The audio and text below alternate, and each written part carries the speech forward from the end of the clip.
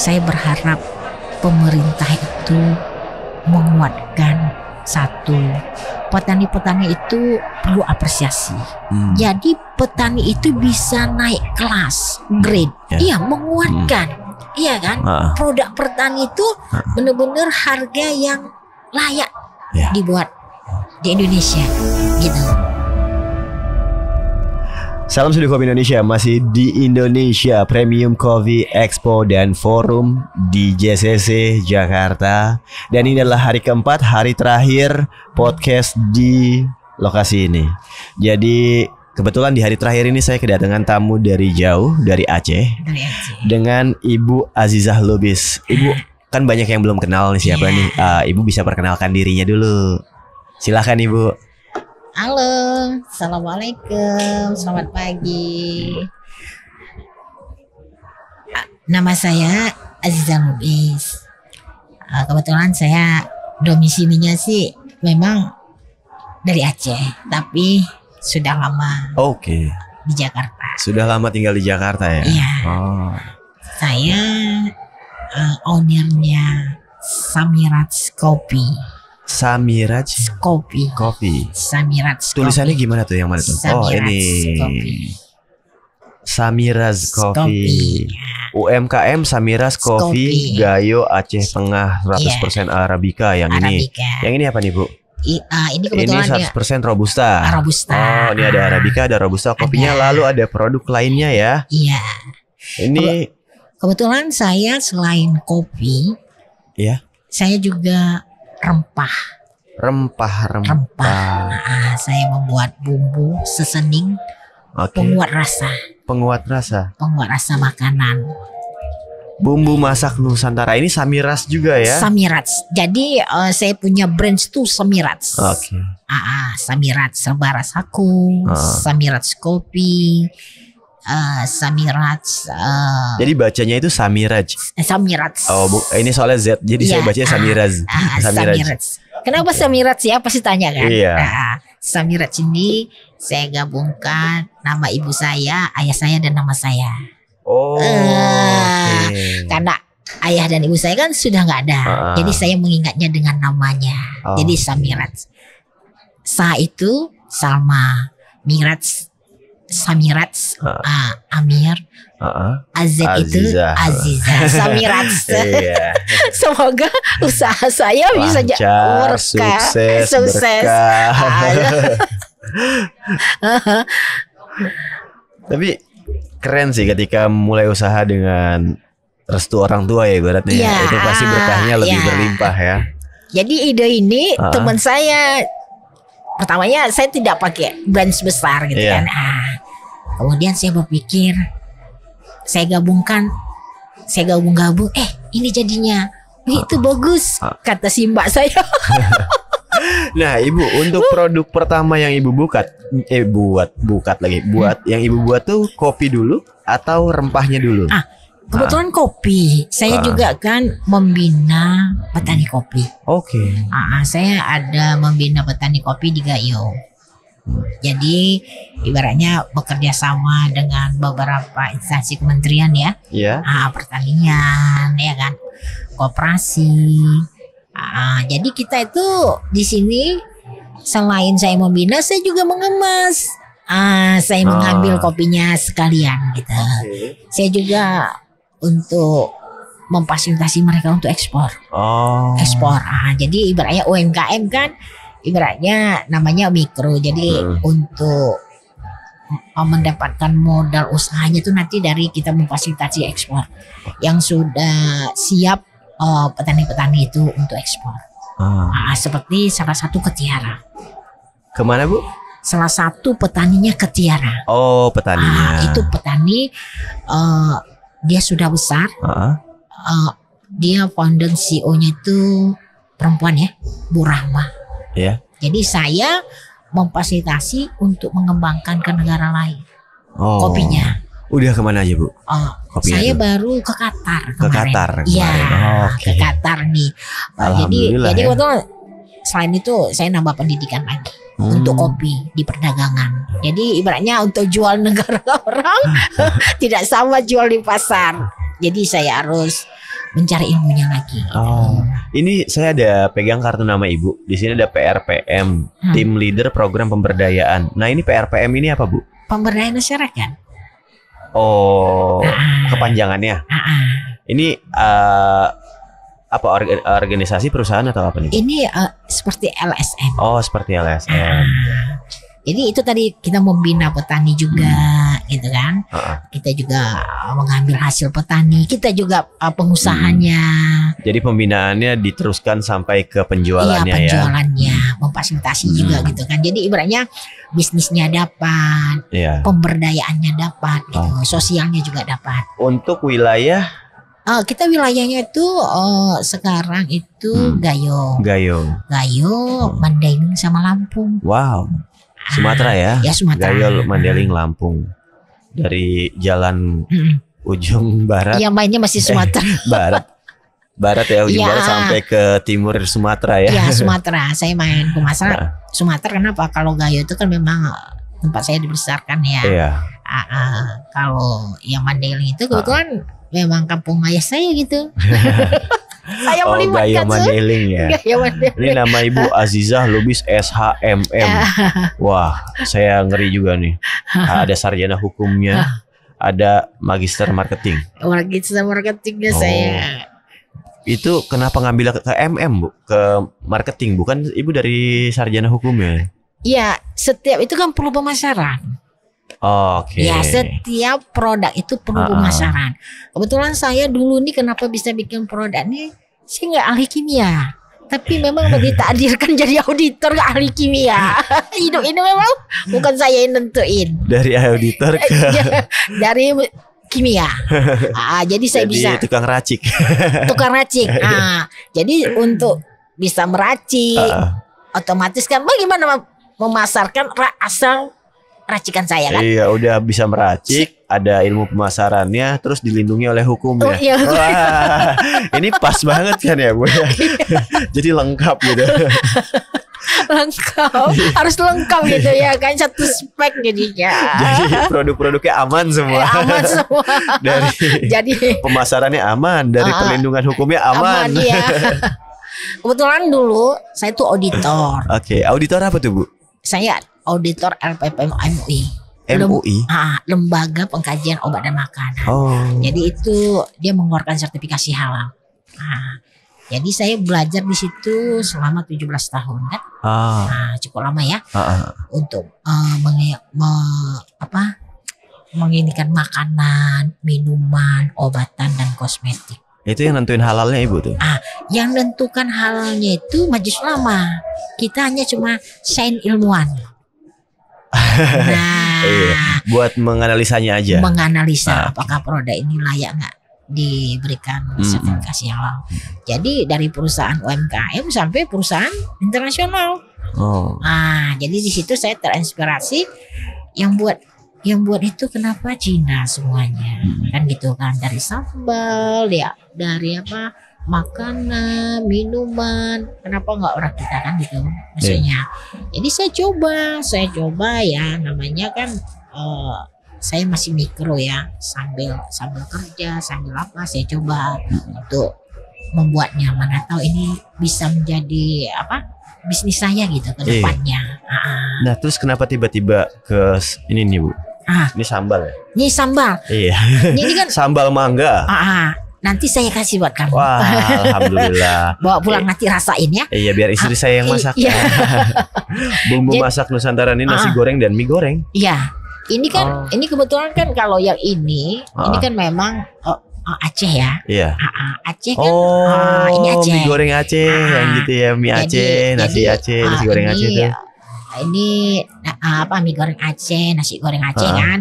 Jadi saya komplit nih kalau Aceh nih. Ini mie gorengnya. Ini kopinya, ini penguat rasanya. Ini penguat rasa nih saya baca Raiko. Ini kari, kebuli, gulai, rendang dan lain-lain. Jadi ini dibuat untuk menguat rasa itu gitu kan, seperti Raiko. Tanpa bahan pengawet. Tapi bahan-bahan lain itu harus tetap ada gitu. Jadi menguatnya. Jadi kan biasanya kan kalau kita masak kan pakai Raiko. Iya. Karena ini bahan-bahan yang saya gunakan itu dia rempah-rempah. Rempah-rempah. Jadi memperkuat rasanya sekaligus ada ngebumbuin juga. Iya, ngebumbuin juga. Jadi ibaratnya kan kalau kita masak kan kadang-kadang kurang rasanya itu kan. Jadi dicampurkan ini jadi membuat rasanya lebih tajam gitu. Ini yang ibu-ibu nih yang harus coba nih. Iya, makanya karena saya juga sambilan gitu ya, memang kurang terkenal gitu maksudnya. Makanya kata teman saya, coba kamu nanti ambil merek yang agak berdampingan yang sudah terkenal. Makanya saya bikin Serba Rasako. Oke, mirip ya. Iya. Jadinya Rasako ya. Bisa aja ya. Mudah-mudahan aman sih ya, karena di sini ada SH nih. Kalau kenapa-napa dengan brand. Kalau yang ini nasi goreng nih enak banget nih untuk dicoba nih. Itu saya kenapa jadi nggak tertarik sama kopinya ya? Kita kopinya ya udahlah, udah keseringan nih kopi ini. Sekarang nyoba rempah. Ini mulai dari kapan Bu Ibu bikin bumbu rempah-rempah dan dijual ke produk-produk yang kayak gini? Jadi ini saya memang agak terbatas ya untuk pemasaran karena saya punya kegiatan yang lain. Saya ingin memajukan usaha saya ya kan, produk saya. Ini yang mungkin udah 4 tahun. Udah 4 tahun. Udah 4 tahun gitu. Ini bahan-bahannya semua original, semua yang premium. Karena saya yang meraciknya. Nah, pertanyaan saya Bu, di sini kan tanpa bahan pengawet ya. Tanpa bahan pengawet, pewarna dan perasa buatan. Ini untuk ketahanannya berapa lama nih kalau udah dibuka? Atau bisa disimpan berapa lama gitu? Dia yang saya coba dia bisa sampai 5 hari ya di luar. Sampai 5 hari. 5 hari. Tapi di suhu yang teduh ya. Kemudian dia harus masuk freezer atau kulkas lah. Karena dia tanpa pengawet, dia pengawet alami. Kan pengawet itu dia salah satunya minyak, kemudian dia garam, kemudian dia asam. Jadi ketahanan mereka itu tidak begitu kali kuat kalau tidak dipakai kimia. Ibaratnya, tapi kalau ditaruh di freezer itu tanpa bahan pengawet buatan itu dia tahan sampai dia setahun kan. Iya, kalau freezer ya, kalau beku ya. Kalau beku dia. Jadi saya. Nah, kalau yang ini mah awet ya. Iya, awet ya. Kering dia. Dia awet dia bisa expirednya sampai 2 tahun. Kalau yang ini. Iya. Tapi kalau yang ini biasanya. Kalau di kulkas 1 tahun. 1 tahun kalau kulkas. Penting dingin dia ya. Yang penting dingin ya. Iya dia. Jadi bahan-bahannya itu memang langsung dari petani ya. Seperti apa namanya tuh mangga. Jadi keasamannya itu saya campur supaya mempertajamnya mangga, kemudian nanas. Kemudian saya campur dengan lemon. Jadi 3 asam jadikan 1. Jadi dia rasanya tuh ibarat memperkuat. Jadi rasanya kan kalau misalnya rasa nanas kan beda asamnya. Asamnya beda. Rasa mangga beda asamnya. Rasa lemon beda asamnya. Ini 3 asam dimasak. 3 asam dijadikan 1. Jadi bahan-bahannya cukup premium banget gini ya. Kemudian saya tambahkan dia pandan. Pandan. Jadi pandan itu untuk salah satu untuk perasa juga, perasa ke dalam ini ya. Kemudian dia ada jahe sedikit ya, bawang. Kemudian dia kapulaga India. Kapulaga India. India dia biasa pakai di nasi biryani ya. Ya dia. Jadi dia kalau ditaruh di makanan itu perenak. Perasa juga dia. Jadi saya memang benar-benar kalau bumbu saya ini benar-benar original. Jadi sehat lah untuk digunakannya. Soalnya kan nggak ada tambahan kimia yang lain ya. Nah, saya pengen tanya lagi, ini di harga berapaan Bu kalau dijual? Ini beratnya 400 gram. 400 gram itu di harga 85.000. 400 gram 85.000. Ini yang ini 200 gram Bu. Iya, ini salah nih. Ininya kan. Ininya. Tempelannya yang salah. Yang ininya apa? Makanya ini berat loh. Kok 200 gram doang ya? 200 gram. Kalau ini 300 gram. 400 gram harga 85.000. Kalau yang ini? Dia 300 gram. 300 gram. Di harga dia 75.000. 75. Jadi ini kalau ini kan nasi goreng ya. Ini 75.000. Udah bisa berapa porsi nih? Jadi kalau nasi gorengnya 1 sendok ya. Oh, 1 sendok ini dia. 1 sendok makan. Dia bisa 2 piring. Oh, pekat berarti ya. Iya, pekat rasanya. Masukku biang gitu. Rasanya biang. Jadi bisa 2 piring nasi. Iya. Kan kali aja ada kafe-kafe yang butuh nasi goreng bumbu-bumbu yang kayak gini nih, nasi goreng dan mie goreng. Saya tidak pakai perasa. Ya kan? Jadi dia memang biang. Oke. Jadi dia terasa banget. Yang 1 sendok itu dibuatkan 2 piring nasi. Nah, yang tertarik untuk bikin menu nasi goreng dan mie goreng Aceh di kafenya ini patut dicoba lah. Walaupun saya belum ngerasain. Cobain aja. Oke, Ibu, thank you banget udah datang di sini. Ada satu sih yang selalu saya tanyakan kepada orang-orang yang hadir di podcast saya. Bukan tanyakan, saya minta insight pendapat. Kebetulan Ibu kan pendamping para petani kopi juga. Dan di acara ini adalah acara kopi dan rempah ya. Saya minta Ibu mengeluarkan kata-kata terbaik Ibu lah untuk para pegiat kopi, para pegiat rempah di luar sana. Iya. Gini, kalau petani-petani kopi ini karena kan saya langsung terjun ke lapangan ya.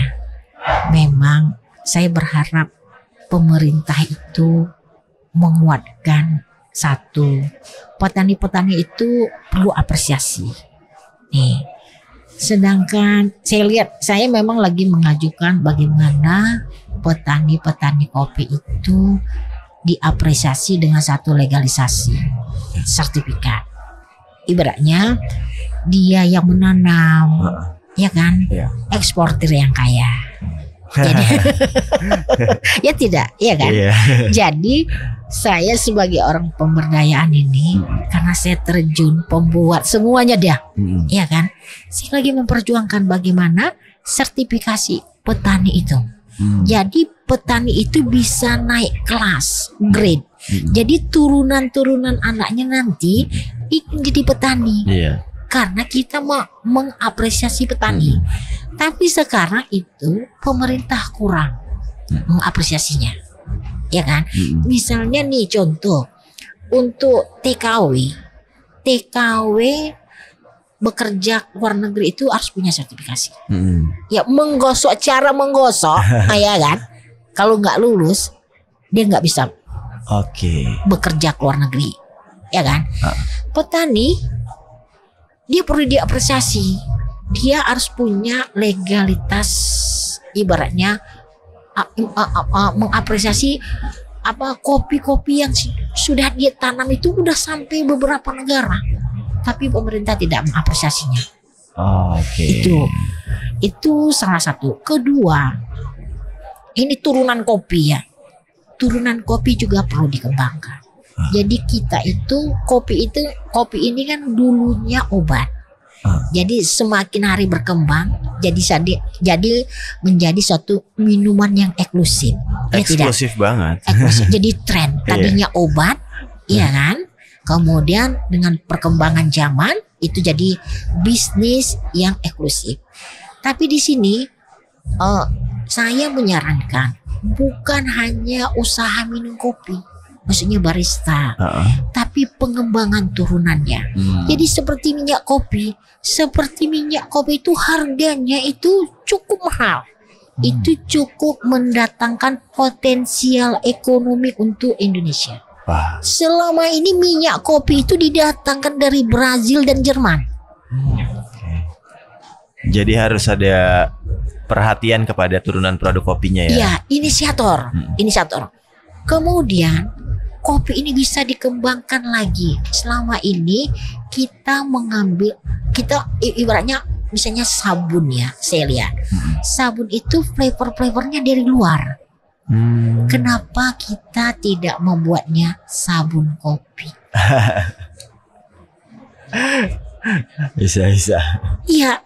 Jadi itu menjadi kebutuhan sehari-hari dan mendatangkan nilai tambah. bukan hanya minuman, usahanya pergerakannya itu mungkin itu lebih cenderung ke perempuan ya. Jadi bisa membuat jadi suatu usaha industri skala rumahan. Bikin sampo kopi, facial kopi. Ya kan, terapi kopi. Begitu banyak turunan produk kopi tapi nggak terlalu banyak yang diperhatikan juga ya. Tidak diperhatikan. Oke Ibu, thank you banget ya. Itu juga harus yang diperhatikan oleh pemerintah bahwa pendampingan kepada petani, apresiasi kepada petani dan lainnya itu diperlukan. Peraturan daerah. Ya, peraturan untuk petani, jangan petani dijadikan ajang untuk politik pada saat-saat itu tahun besok ya Bu. Tahun besok. Jadi benar-benar petani itu sejahtera kalau diperkuat perdanya. Benar. Berarti buat pemerintah PR tuh. Perhatikan petani, dampingi petani, perhatikan dan jaga produk-produk turunannya si kopi sendiri, lalu bikin perda untuk memperhatikan kesejahteraan para petani ya. Iya, menguatkan. Iya kan? Produk petani itu benar-benar harga yang layak dibuat di Indonesia gitu. Oke, Ibu, karena waktu yang agak di sini lagi ada event ya. Jadi perlu diakhiri udah dari tadi. Cut ya. Oke, terima kasih banyak Ibu. Semoga sukses usahanya dengan Samirajnya. Karena ini berkah banget sih dari namanya juga. Ya, buat teman-teman yang nonton, jangan lupa untuk cobain bumbu rempah-rempahnya juga. Bisa dicek di ada online store-nya, online shop-nya. Belum ada. Instagramnya ada. Instagramnya apa Bu? Saya masih Instagram masih pameran ke pameran. Oh, dari pameran ke pameran jadi eksklusif banget di pameran. Nah, nanti bisa hubungi ke Seduhan Project untuk tanya-tanya produknya seperti apa sih. Ya, bisa saya sambungkan nanti ke Ibu juga. Atau saya tulis nomornya di deskripsi. Jadi buat teman-teman jangan lupa like, comment, and share jika ini bermanfaat buat kalian dan see you in the next video. Bye.